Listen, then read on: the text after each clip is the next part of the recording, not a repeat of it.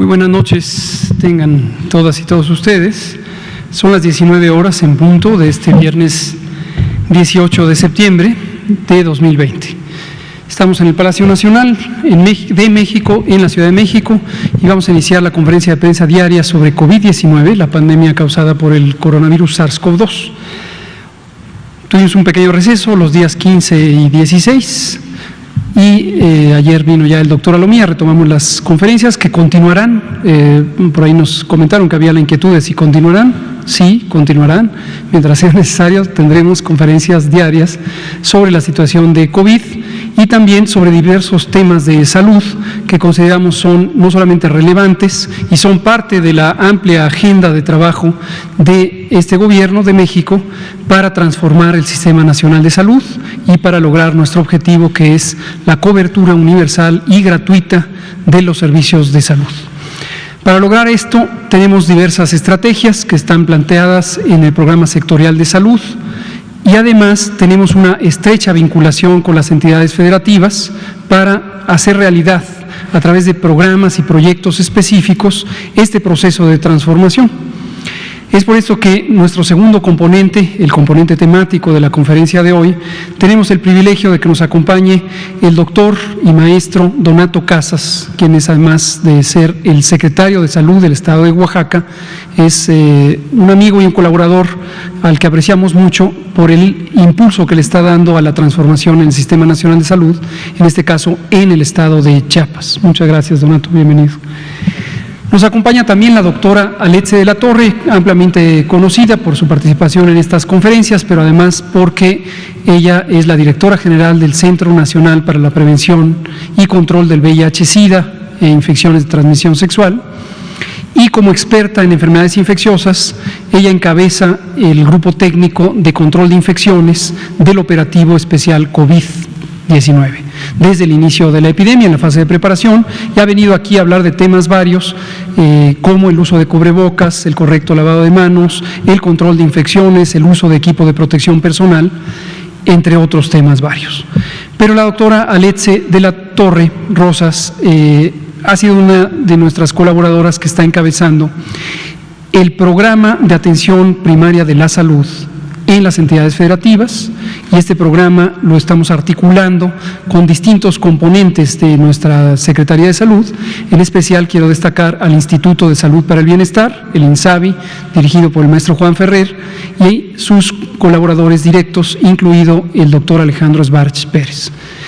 También participan ahí nuestro director del Centro Nacional de Programas Preventivos y Control de Enfermedades, el doctor Ruy López Ridaura, quien también ha venido aquí varias veces, nuestra directora o secretaria técnica del Consejo Nacional de Salud Mental, la doctora Lorena Rodríguez Bores Ramírez, quien también ha venido varias veces, y en general los distintos programas de salud pública de la Secretaría, la doctora Carla Berdichevsky, quien también ha venido aquí, y todos en conjunto, el INSABI, la Subsecretaría de Prevención y Promoción, que somos las dos ramas operativas que dependemos directamente del secretario Jorge Alcocer, estamos trabajando coordinados y coordinadas con las entidades federativas.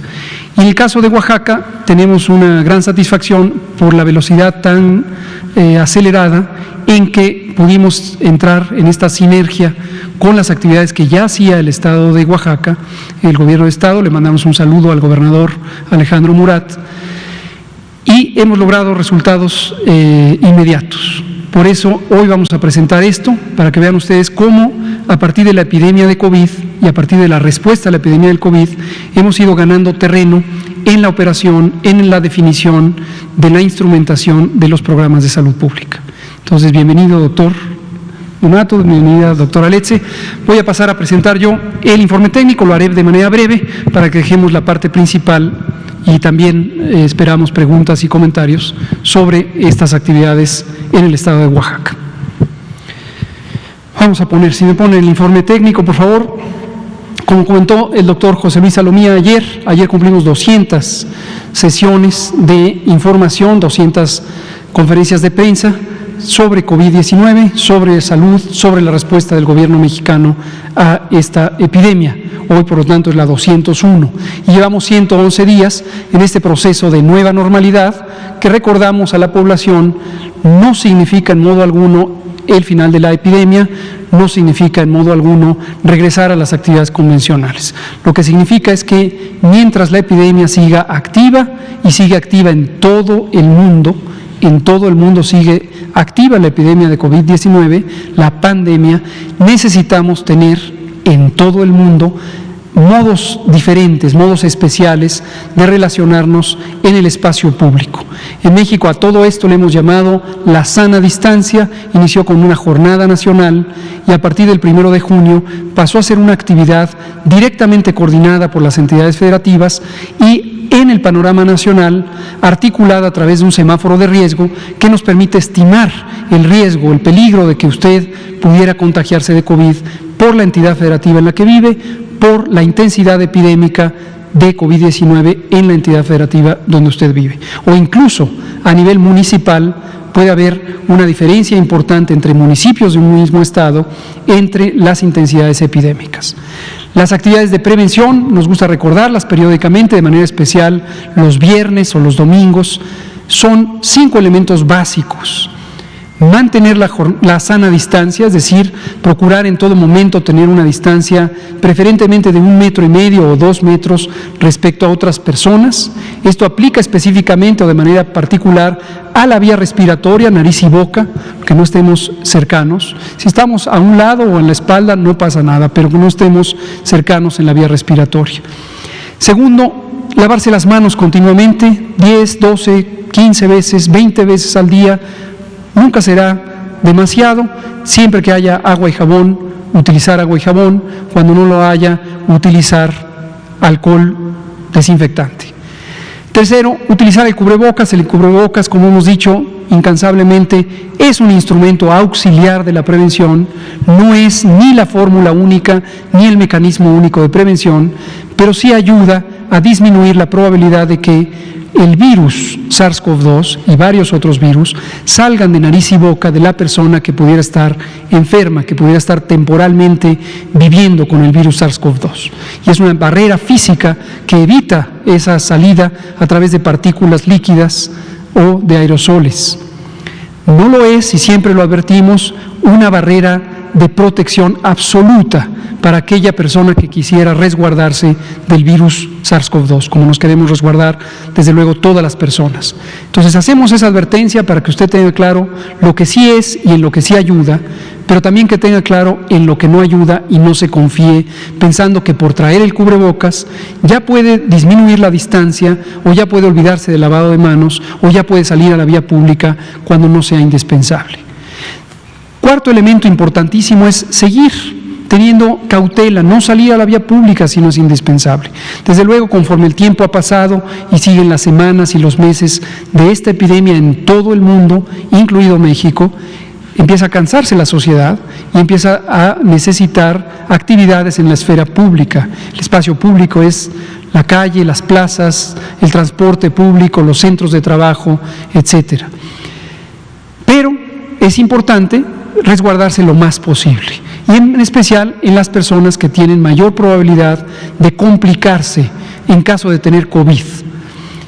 Adultos mayores de 60 años, personas que padecen enfermedades crónicas, en particular diabetes, obesidad, sobrepeso, personas que fuman y padecen, por lo tanto, una afección que se llama tabaquismo, pero que además es causa de múltiples otras enfermedades, como lo hemos repetido aquí en varias ocasiones. Personas que tienen inmunosupresión, personas que viven con VIH y tienen una importante afección del sistema inmune, entre varias otras, mujeres embarazadas también. Y quinto y último, que también es muy importante, es si usted tiene síntomas, si usted tiene fiebre, tos, dolor de cabeza, dolor de garganta, piense que puede tener COVID. En primer lugar, procure no salir a convivir al espacio público, a las plazas, al transporte público, con sus familiares, con sus vecinos y vecinas. Pero si usted tiene esos síntomas, fiebre, tos, dolor de garganta, dolor de cabeza, piense que tiene COVID. Y si además tiene más de 60 años de edad o padece diabetes, obesidad, sobrepeso, o incluso basta con que usted tenga familiares en primera línea, mamá, papá, hermanas, hermanos, incluso hijos, que padecen diabetes, considere que usted es una persona que tiene mayor riesgo, mayor probabilidad de complicarse. COVID es una enfermedad que puede causar una enfermedad leve, una condición leve, que en 14 días se quita espontáneamente porque el sistema de defensas, el sistema inmune, responde y ataca y limita y elimina al virus SARS-CoV-2. Pero si usted tiene una de esas condiciones, la edad, 60 años o más, enfermedades crónicas, diabetes, obesidad, sobrepeso, tabaquismo, enfermedad cardíaca, enfermedad pulmonar crónicas, inmunosupresión, considere que usted podría complicarse. Y si no es usted, puede ser un familiar. Si un familiar está padeciendo esta situación y tiene estas condiciones que le llamamos de riesgo, debe ir a atención médica lo más pronto posible. Si usted se espera, podría ser demasiado tarde. Por favor, acuda al hospital, que le valoren, que identifiquen su riesgo, que se aseguren que no está teniendo una complicación pulmonar. COVID causa una neumonía muy grave que puede ser letal. Hemos hecho este llamado repetidamente, pero lo seguimos haciendo porque todavía vemos que hay una cantidad importante de personas que llegan demasiado tarde a los servicios de salud. Se esperaron 1, 2, 3, 4 días y cuando llegan a los servicios de salud tienen un extenso daño pulmonar que hace muy difícil poder cambiar el rumbo de las cosas. Por favor, no se espere. Vamos a iniciar con el informe técnico. Pasamos a ver esta gráfica, esta curva epidémica que presentamos todos los días. Es semejante a la que presentó ayer el doctor Alomía, pero vamos indicando los cambios que pudieran estar ocurriendo día con día. Aunque ustedes la vean igual, cada día es distinta.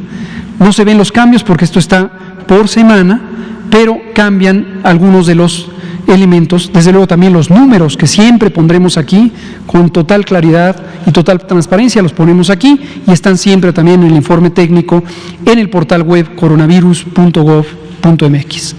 Lo que vemos aquí, como siempre, es el número de casos que se mide por el tamaño de estas columnas, de estas líneas. Entre más altas, más casos se registraron con inicio de los síntomas en la semana que está indicada por números en este eje horizontal de la gráfica. Empieza siempre en la semana 10, que es la primera semana de marzo, en donde tuvimos el primer caso, en realidad un día antes de la primera semana de marzo, y siempre se corta 2 semanas antes de la semana vigente. Hoy estamos en la semana 38.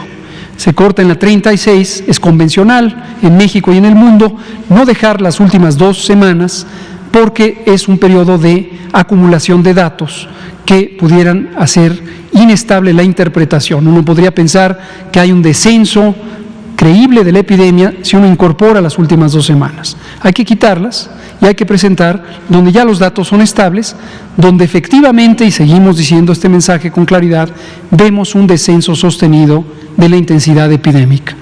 ¿De qué manera la medimos? Hay algunos indicadores, revisémoslos nuevamente. En la semana 29 llegamos a una proporción, un porcentaje de confirmaciones de personas infectadas por el virus SARS-CoV-2. Entre aquellas personas que tuvieron síntomas propios de COVID, se les tomaron muestras de líquidos respiratorios para una prueba de laboratorio y en esa semana hasta el 57% resultaron positivas. Posteriormente, de la semana 29 en adelante, vean ustedes que esta línea desciende y hoy está en 39%. 39% es la probabilidad de que una persona que tiene los síntomas propios del COVID realmente los tenga causados por el virus que causa COVID, SARS-CoV-2. Este indicador es muy importante porque en México y en el mundo se considera indicativo del cambio en la intensidad epidémica. Entre más bajo sea, menor actividad epidémica de esta pandemia de COVID-19 en México o en el mundo. Vamos a ver en la siguiente diapositiva otros indicadores importantes. Ahí está el resto de la información y tenemos los casos estimados en donde agregamos precisamente el número que corresponde a 39% de aquellas personas que fueron identificadas con síntomas de COVID. Técnicamente le llamamos casos sospechosos, personas que se sospecha pueden tener COVID-19 y hasta el 39% en la semana 36 pudieron ser realmente infección por SARS-CoV-2, es decir, COVID. Tenemos esa suma, también vemos lo que se ha visto consistentemente, que precisamente en la semana 29 es donde llegamos al punto máximo de la epidemia en México, cuando agregamos a nivel nacional todos los datos. Hemos aclarado también en múltiples ocasiones que la curva epidémica, es decir, los famosos picos que mucha gente sigue teniendo inquietud al respecto de ellos, se presentan de manera distinta en cada entidad federativa. Hay entidades federativas como la Ciudad de México que llegaron a un punto máximo alrededor del 8 al 10 de mayo, hay otras que llegaron a puntos máximos más tardíos.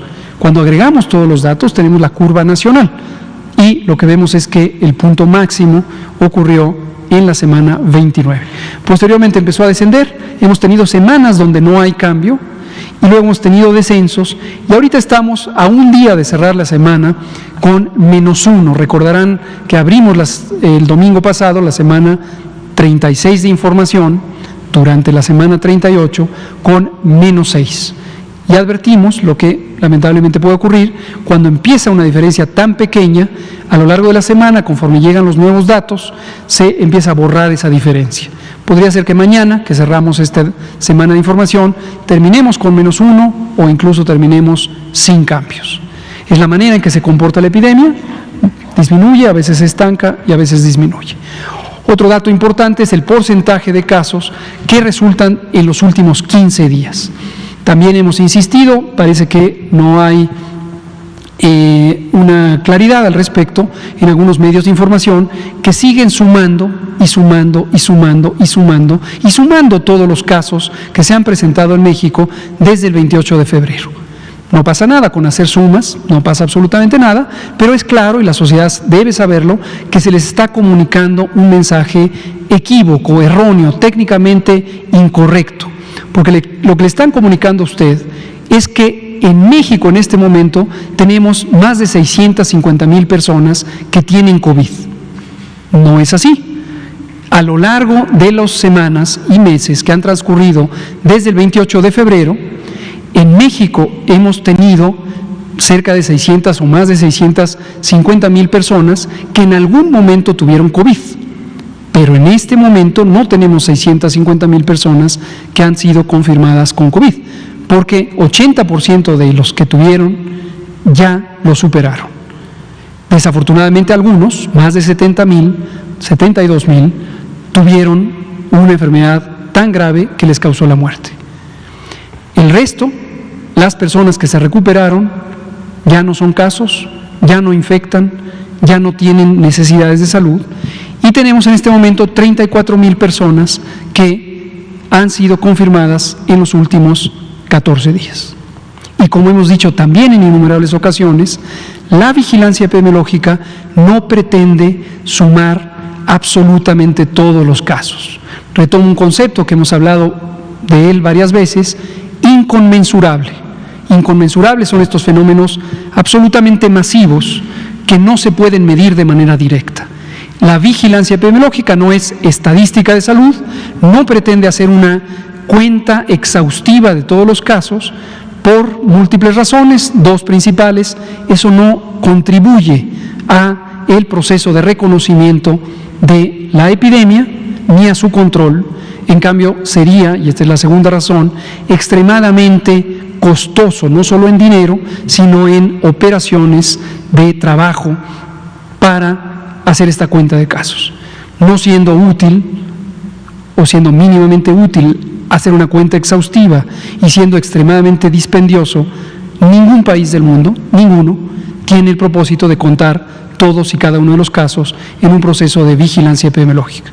Existen otros mecanismos para identificar la carga general de la enfermedad, incluyendo la mortalidad, como hemos presentado recientemente los ejercicios de mortalidad en exceso, y lo seguiremos presentando. Vamos a terminar el informe técnico mostrando la ocupación hospitalaria, que sería otro de los indicadores. Si me pasa la siguiente diapositiva, se lo agradezco. Ahora que aparezca la siguiente diapositiva, les mostraré la gráfica de columnas que hemos presentado. Aquí está, donde vemos en la columna de la extrema derecha lo que representa la ocupación hospitalaria nacional. El color rojo muestra el porcentaje respecto al total, que es 100%, en este caso 30%, de camas que están ocupadas por personas que padecen COVID y han necesitado ser hospitalizadas. Y seguimos viendo que solo 2 entidades federativas, en este caso Nayarit y Colima, Llano Nuevo León, tienen ocupaciones superiores al 50%, el resto ya no lo tiene, el resto ya tiene muy poca ocupación hospitalaria. Aquí vemos, aprovechando que está nuestro invitado, el secretario de Salud de Oaxaca, que Oaxaca tiene ya solo 22%. Y en la última diapositiva del informe técnico vemos la misma idea, pero para camas de medicina crítica, camas que han sido expandidas, reconvertidas para atender a personas que necesitan ventilación mecánica, monitoreo intensivo de sus signos vitales, equipos especiales de atención, bombas de infusión, etcétera, etcétera. 25%, es decir, la cuarta parte de las camas en estas características o con estas características están ocupadas, pero el resto, 3/4 partes, no lo están. Y ninguna entidad federativa, esto ya desde hace más de 2 semanas, tiene ocupaciones superiores al 50%. Ninguna en este momento. Recordar por qué es importante la ocupación hospitalaria, no porque sea un fin en sí mismo. Hoy me llamó la atención ver una nota de una famosa revista británica, es una noticia, no es un artículo científico, que habla sobre México y asume cosas. Vamos a invitarles a ver si quieren venir a una de nuestras conferencias de prensa para que se enteren de lo que están diciendo, que es un error también, como si la ocupación hospitalaria fuera el mecanismo de monitoreo. No lo es uno de muchos. Segundo, como si fuera un objetivo en sí mismo, mantener las camas vacías. No es así. Las camas, mantenerlas vacías es para poder atender a personas. Desde hace muchas semanas ya están muy vacías porque hemos pasado ya el pico, el acné, desde la semana 29, el acné, el punto máximo de la epidemia. Pero tenerlas vacías es un mecanismo, un medio para lograr garantizar que toda persona que tenga COVID suficientemente grave tenga un sitio donde atenderse y con ello disminuir la mortalidad tal como se ha logrado, a pesar de lo doloroso que es tener más de 72,000 personas que han perdido la vida de esta enfermedad que es letal, de esta enfermedad que afecta a todo el mundo. Vamos a pedirle a nuestro secretario de Salud de Oaxaca si continúa con la presentación específica del tema de atención primaria de la salud. Con mucho gusto.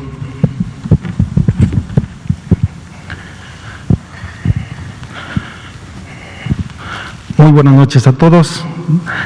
Con su permiso, a nombre del señor gobernador del estado, el maestro Alejandro Murat Hinojosa, es un gusto de estar acá en este foro tan importante presentando la implementación que hicimos en el estado de Oaxaca en respuesta al COVID-19 con un enfoque de APS en Oaxaca y sobre todo porque esta parte que estamos haciendo como estrategia en el estado de Oaxaca viene a detonar el proyecto en marcha del modelo SABI, que es el modelo de bienestar, salud y bienestar, en el cual la estrategia principal es tener la atención primaria a la salud, sobre todo en grupos vulnerables como lo son adultos mayores. Como sabemos, el estado de Oaxaca tiene 570 municipios, de los cuales como Secretaría de Salud nosotros lo dividimos en 6 jurisdicciones. Estas 6 jurisdicciones son Valles Centrales, Istmo, Tuxtepec, Costa, Mixteca y Sierra. Desde la más chica, que tiene 63 unidades de salud, hasta la más grande, que son unidades médicas, precisamente que es la de Valles Centrales con 230 unidades médicas, ¿no? ¿Cuál fue el principal reto de la Secretaría de Salud de Oaxaca? Es el fortalecer el seguimiento estrecho de pacientes vulnerables en primer nivel de atención. Ese es nuestro reto. Si me ayudas con la más diapositiva. El objetivo de este proyecto que nosotros tenemos en la Secretaría de Salud es precisamente limitar la propagación y daños de la enfermedad respiratoria por COVID-19 en el estado. ¿Qué hacemos directamente? ¿Cuáles son los objetivos específicos que tenemos con estas brigadas que tenemos y mandamos a las jurisdicciones, es precisamente la capacitación comunitaria en el autocuidado, como lo decía el doctor Gatell hace un momento. Es importante comentarles a la ciudadanía qué es lo que tienen que hacer, sobre todo en las localidades más alejadas del Estado. Medidas de prevención como promoción a la salud y sobre todo la capacitación dirigida a medidas de prevención de infecciones, pero también a través de la sana distancia y sobre todo también de etiqueta respiratoria. Toda esa parte se le da capacitación a las localidades, a las poblaciones de donde vamos. El otro punto muy importante es la continuidad de programas prioritarios de salud que tenemos en la Secretaría de Salud de Oaxaca. Y el último punto, que es el quinto punto, es la coordinación entre autoridades municipales e instancias gubernamentales. Esto es muy importante porque de acá depende el proyecto, sobre todo cómo se va a desarrollar en las localidades y en las jurisdicciones sanitarias. Adelante, por favor. Esta coordinación que tenemos a través de gobierno federal, gobierno estatal y gobierno municipal, nosotros la coordinamos como Secretaría de Salud. Entonces, esta parte, a través del modelo INSABI, que es a través del gobierno federal, nosotros la bajamos como Secretaría de Salud estatal y por supuesto la damos a conocer a los gobiernos municipales. Aquí es muy importante la integración de instituciones del Estado, como son las diversas secretarías, la Secretaría de Movilidad, pero también el DIF estatal, unidades móviles que tenemos en el Estado y también coordinaciones en atención regional. La Secretaría de Seguridad Pública de Oaxaca y también nos apoyamos con Guardia Nacional. ¿Qué hace exactamente esta parte? ¿Qué acciones hacen a través de estas secretarías en coordinación con la Secretaría de Salud del Estado? Una de las actividades o acciones que tenemos y coordinamos a través de estas instituciones, primero, la Secretaría de Movilidad tiene acciones específicas, como lo es precisamente la desinfección de taxis, transporte público y toda la situación que conlleva con la Secretaría de Salud y Movilidad.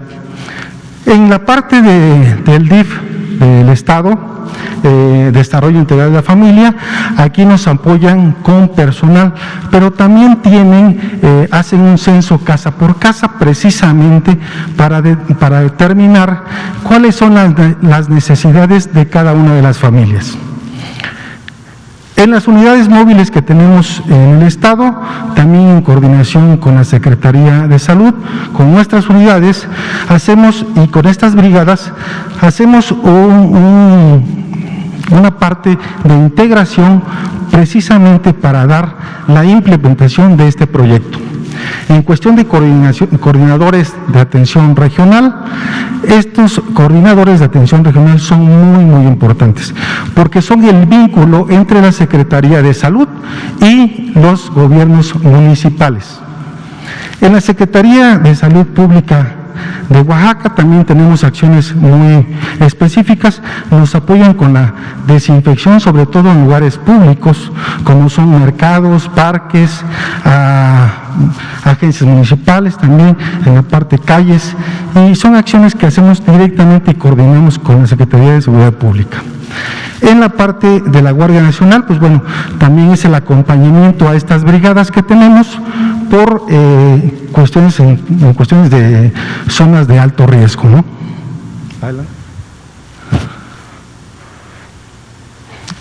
¿Cómo seleccionamos los municipios con estas brigadas? Nosotros tenemos un sistema a través de mapas de calor que diariamente nosotros metemos datos a este sistema y de alguna manera nos van saliendo estos mapas de calor con la información de positivos, negativos o sospechosos. Si podemos correr el video, por favor.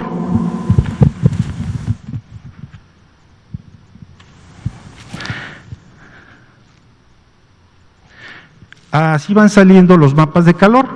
En la primera instancia, para hacer la programación del mes de septiembre, nosotros hicimos el corte el 22 de agosto para programar el mes de septiembre. Y así salen directamente todos los mapas de calor, y así detectamos los 30 municipios que tienen mayor complejidad en el estado. Estos mapas de calor, el 22 de agosto que cortamos el registro, teníamos 325 municipios con casos positivos, que representa el 57% de los municipios del estado. En el cual nos dimos cuenta también que el 81.4% de los casos activos solamente se concentra en 30 municipios, y por eso de ahí sacamos los municipios seleccionados para mandar estas brigadas. La siguiente, por favor.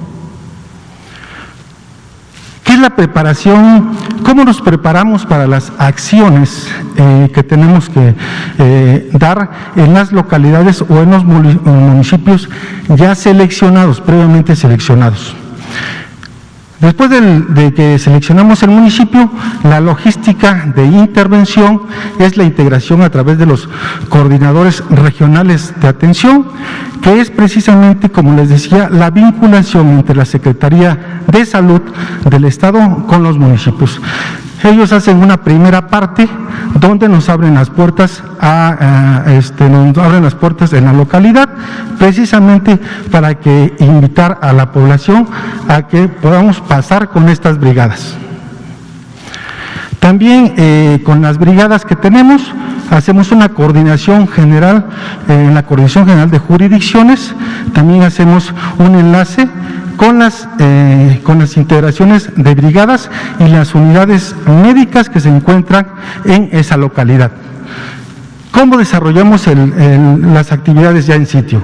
La integración comunitaria, acciones de promoción, consulta focalizadas de estas brigadas. Pero sobre todo lo más importante de estas brigadas es que les damos un seguimiento a través de las jefaturas jurisdiccionales y de las unidades médicas de las localidades. Nosotros en el estado, como les estaba comentando, nosotros tenemos más de 700 unidades médicas en todo el estado. Adelante, por favor.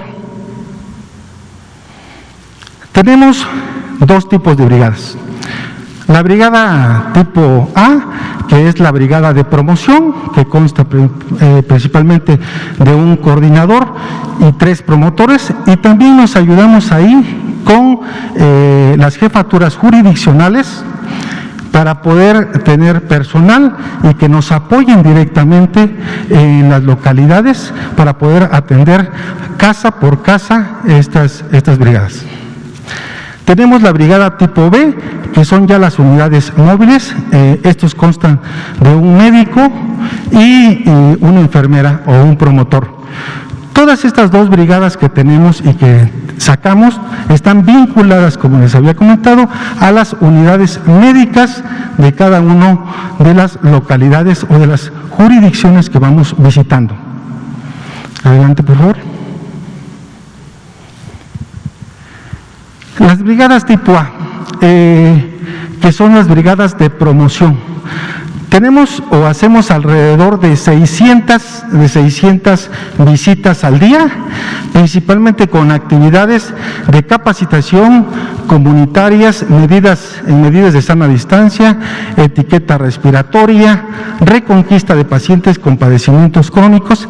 Este punto es muy importante porque como nosotros pasamos directamente casa en casa, encontramos a pacientes que ya no realizan o ya no van a los centros de salud o a las unidades médicas.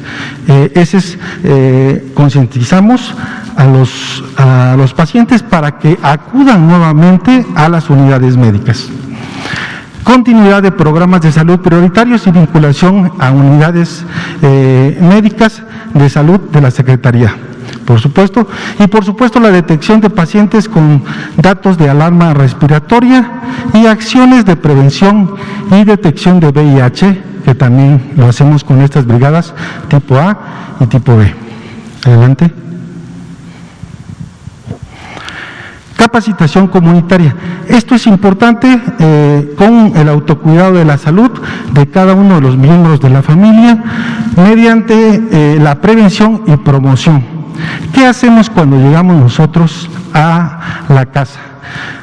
Cada una de las brigadas, cuando llega en la brigada de promoción, lo que hace es identificar los factores de riesgo de cada uno de los integrantes de la familia. Hace un pequeño análisis de esa familia y da una estrategia individualizada de modificación de hábitos en el hogar, en el trabajo, pero sobre todo también en las áreas públicas. Y también hacemos la parte de capacitación o sensibilización a cada uno de los integrantes de la familia para poder atender las recomendaciones tanto federales, estatales y municipales. Adelante, por favor.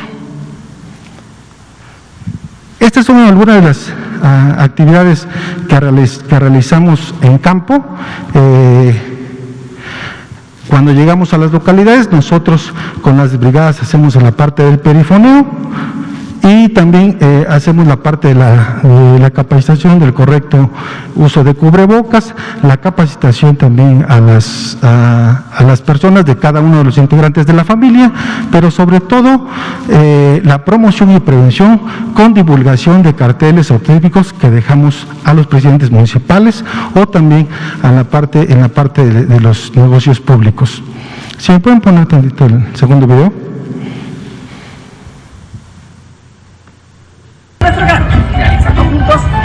Es la parte que hacemos como parte de perifoneo con las brigadas, que son brigadas tipo A, donde se les invita a cada una de las personas o localidades también más lejanas para que acudan a sus módulos de centros de salud.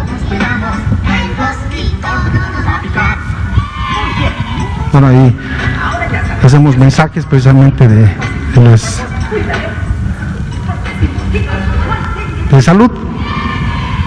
Secretaría de Salud.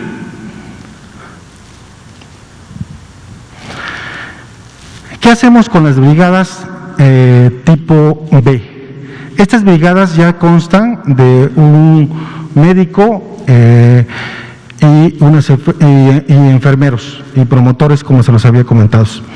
Nosotros alrededor damos 105 consultas promedio en el día, visitamos cerca de 60 hogares por día. ¿Y qué estamos encontrando en esta parte cuando vamos casa en casa con estas brigadas?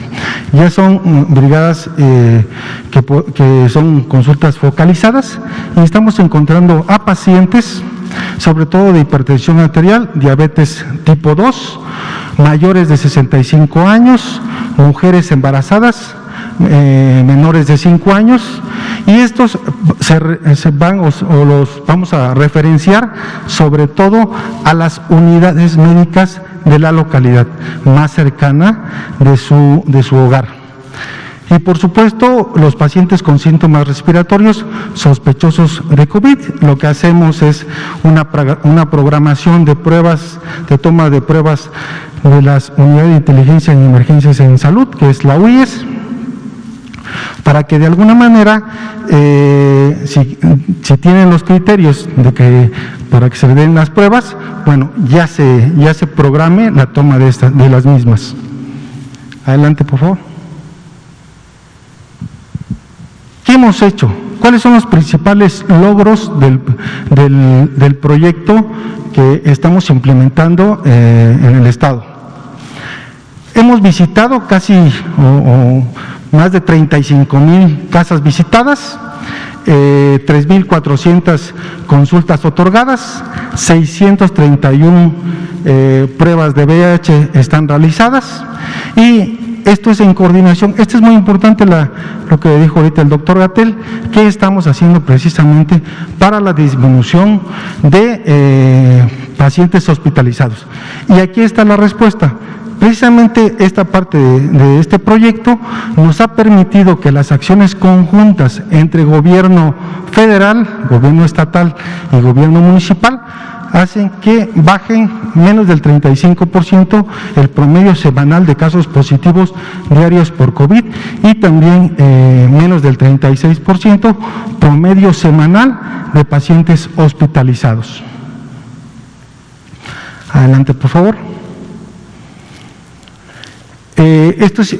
Las actividades que hacemos con las brigadas tipo B, precisamente estas brigadas, como le decía, van casa por casa, dan consulta.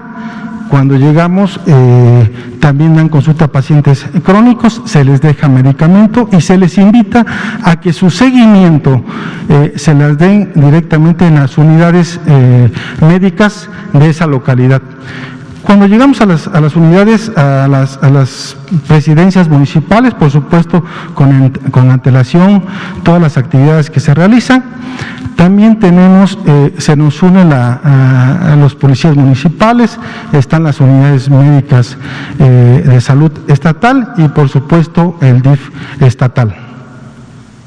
Adelante, por favor. ¿Qué queremos hacer o cuáles serían los próximos pasos para seguir con este proyecto? En primer lugar, es la integración de acciones de prevención y promoción a la salud, como vacunación, salud mental y atención de la infancia y de la adolescencia. Es lo que queremos meter en estas brigadas y, por supuesto, hoy estamos con 30 municipios, es precisamente la expansión del proyecto piloto que estamos en este momento haciendo a otros municipios. Oaxaca tiene, como les había comentado, 570 municipios. Y bueno, adelante por favor. La estrategia de atención primaria a la salud, la visión centrada está sobre todo en las personas y en las comunidades. Esto es con el único objetivo de que nadie se quede atrás. Ese es el objetivo que tenemos con este proyecto de estas dos brigadas que montamos, ya focalizadas a cada uno de los municipios del estado de Oaxaca. Hay un video, nada más si me permiten, ¿se pueden ponerlo, por favor?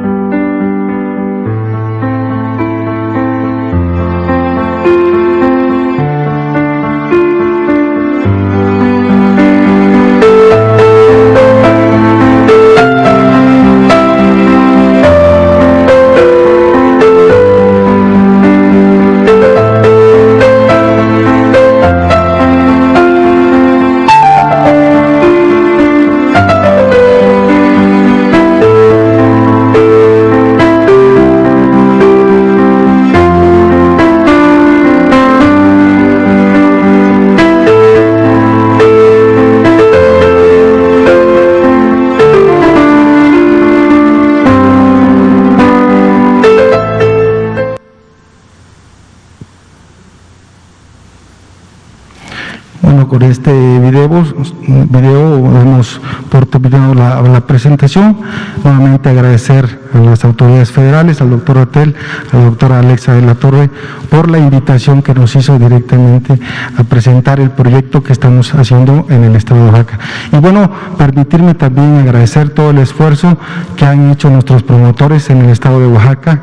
Desde aquí mandarles un fuerte abrazo y la verdad es que parte de eso es el éxito que ha tenido aquí en nuestro estado. Muy amable, gracias. Muchas gracias, doctor Donato Casas, secretario de Salud de Oaxaca.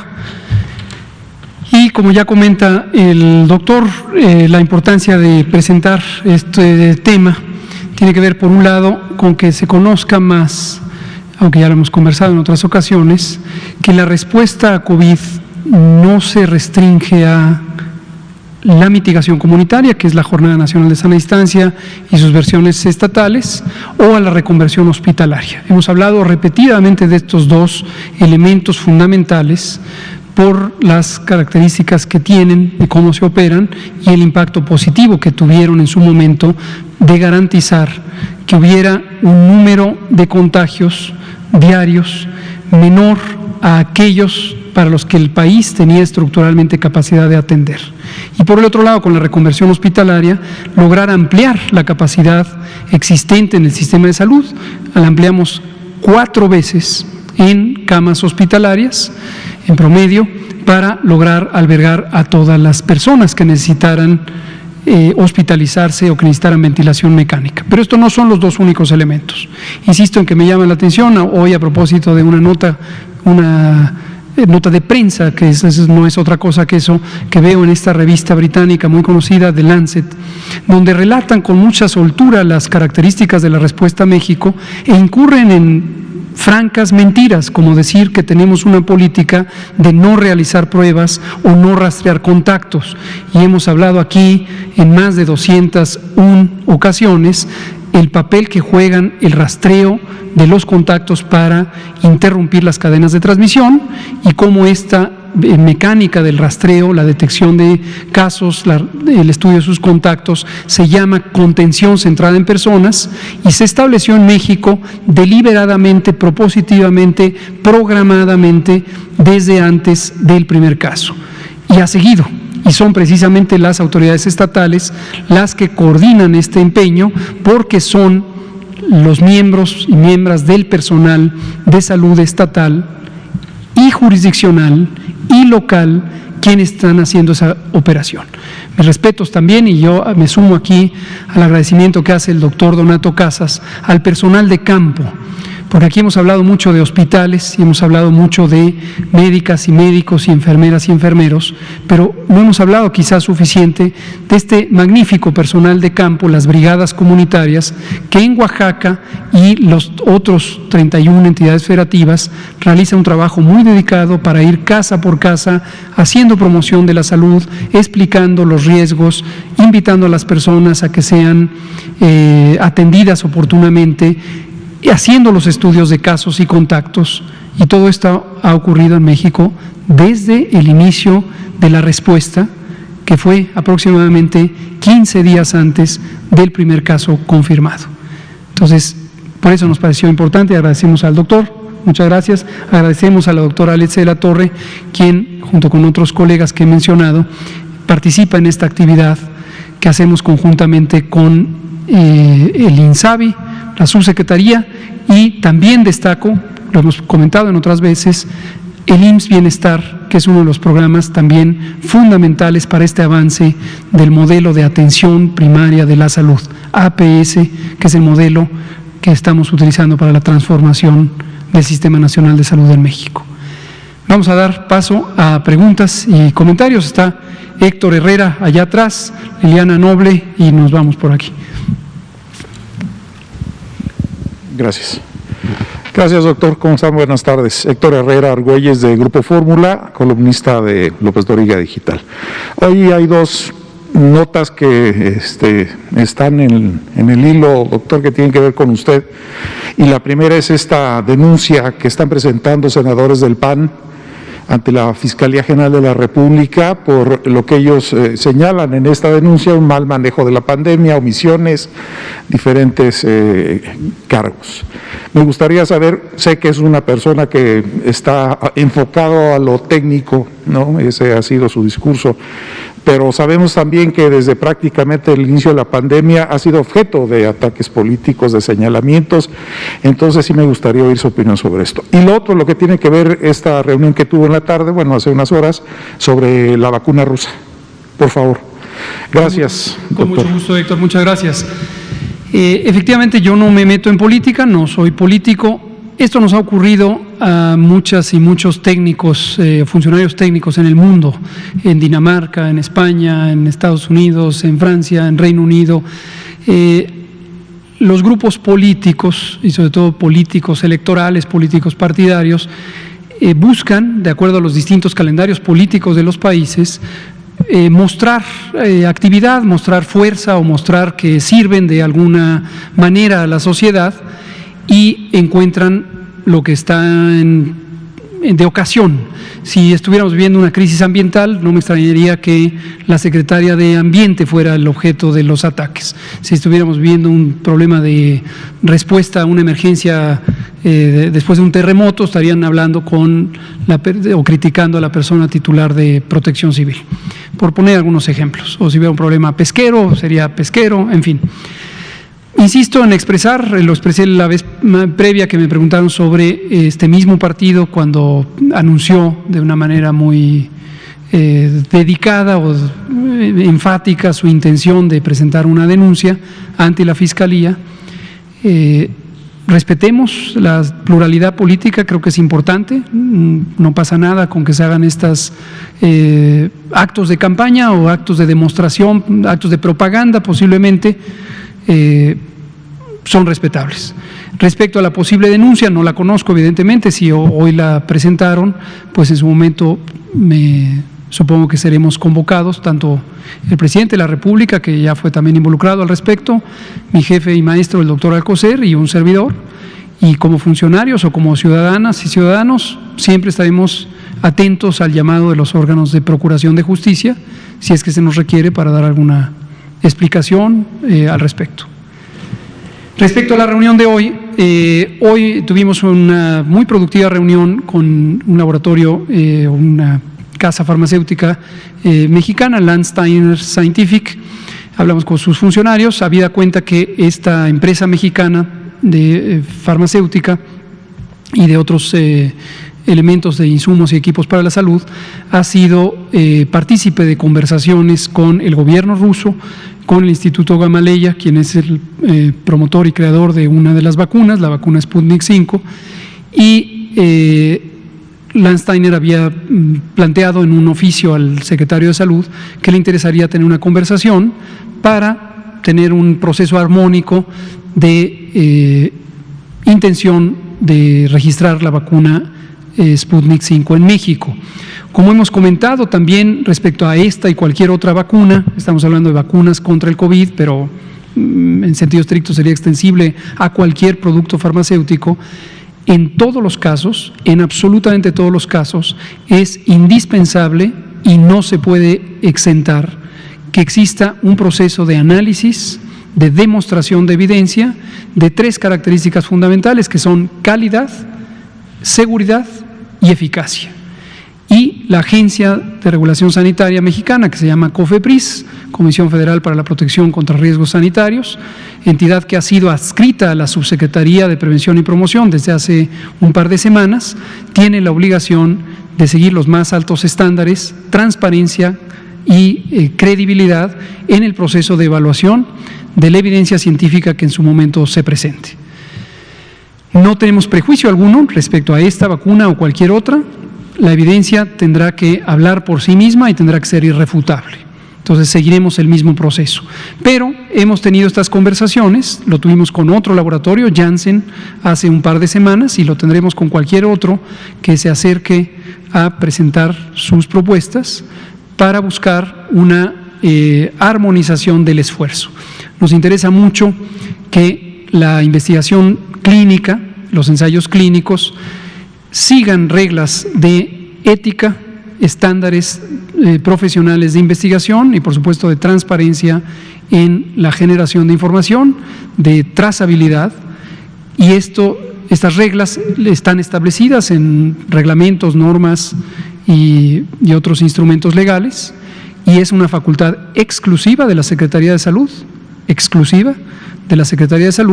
el regular todos estos elementos. Y, por lo tanto, estamos actuando de esa manera para que se cumplan todas las garantías de que cualquier producto que se incorpore a México sea de calidad, seguro y efectivo. Pero la reunión fue muy productiva. ¿Supone ya un acuerdo de tipo también financiero? No, en modo alguno. Qué bueno que lo pregunta Héctor. La pregunta es si esto supone un acuerdo comercial o financiero de adquisición. No, no es el propósito. No es la manera en que se negocian los insumos para la salud por parte del gobierno mexicano, ni por parte de la Secretaría de Salud, que es la entidad que sería responsable en un momento de la adquisición de las vacunas, ni por cualquier otra oficina de gobierno, que no sería la responsable, pero no es este el mecanismo.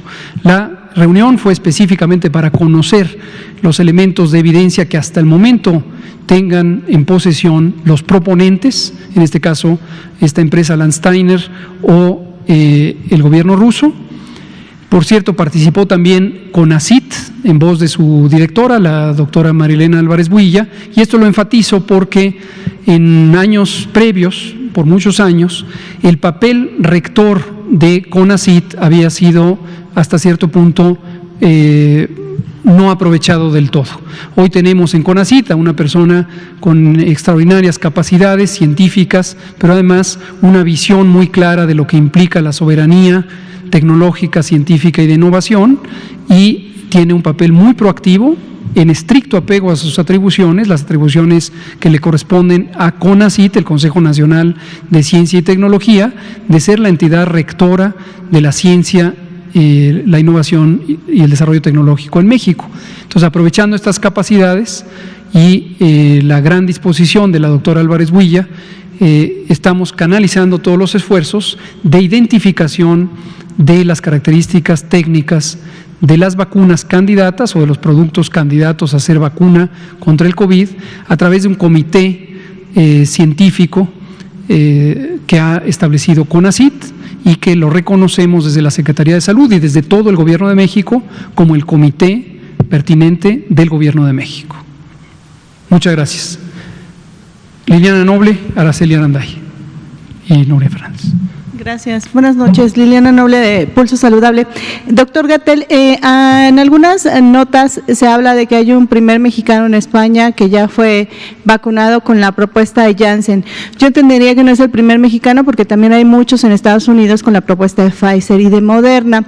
Yo quisiera preguntarle, ¿qué pasa con los efectos adversos o los efectos secundarios? ¿Cuál sería la recomendación que le haría a la población que esté interesada en participar en cualquiera de las opciones que hay? Gracias. Cómo no, muchas gracias. Vi esta noticia, no tenemos, rastreamos, pero no hemos obtenido evidencia directa de que sea verídica, de que sea cierto que en España está en curso el ensayo clínico de la vacuna candidato de Janssen y que pudiera estar ya participando algún mexicano. Lo que sí podemos decir es que en México no ha iniciado el ensayo clínico de la vacuna de Janssen o el candidato a vacuna de Janssen.